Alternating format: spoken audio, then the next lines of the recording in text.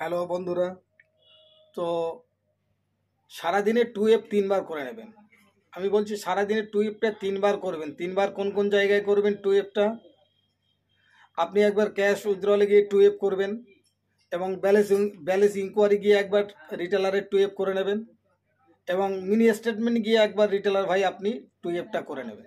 তো রিটেলারের কাজ হলো 3 জায়গায় 2F করা। 3 জায়গায় কোন কোন জায়গায়?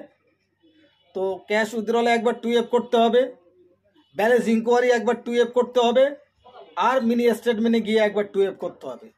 আপনার দোকানে কোনো কাস্টমার আসার আগে আপনি ফার্স্ট সকালে উঠে আপনি 3 জায়গায় 3টে 2F করে নেবেন।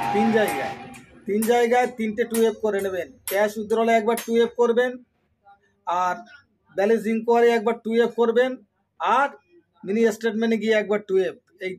এই 3টে 2Fটা করবেন 3 জায়গায়। মন থাকবে তো? 3টে 2F করবেন 3 জায়গায়। তো ভিডিওটা আজ এই পর্যন্ত।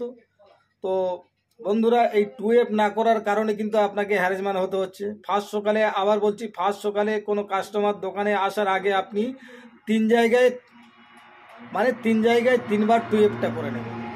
হয়তো আপনার দোকানে কাস্টমার আসছে, আপনি হয়তো কাস্টমার আসার পরে 2Fটা করছেন, মিনি স্টেটমেন্ট করছে, আগে টাকাটা চেক করে নিচ্ছেন, নিতে গিয়ে আবার যখন রিপিট মেরে ব্যাকে চলে আসছেন, সেখানে অ্যামাউন্ট বসে আবার যখন টাকা তোলার চেষ্টা করছেন সেখানে কিন্তু 2F দিতে বলছে।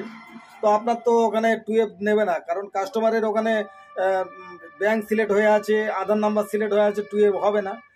কি করবে? আপনি ব্যাকে এসে ফের 2F করতে হচ্ছে। তো ওই জন্য বলছি, কোনো কাস্টমার আসার আগে, দোকানে আসার আগে আপনি ফার্স্ট সকালে উঠে আপনি 3 জায়গায় 3টে 2Fটা করে নেবেন। ক্যাশ উইথড্রলে একবার 2F করবেন, মিনি স্টেটমেন্টে একবার 2F করবেন এবং ব্যালেন্স ইনকোয়ারি একবার 2Fটা করে নেবেন। ভিডিওটা আজ এই পর্যন্ত।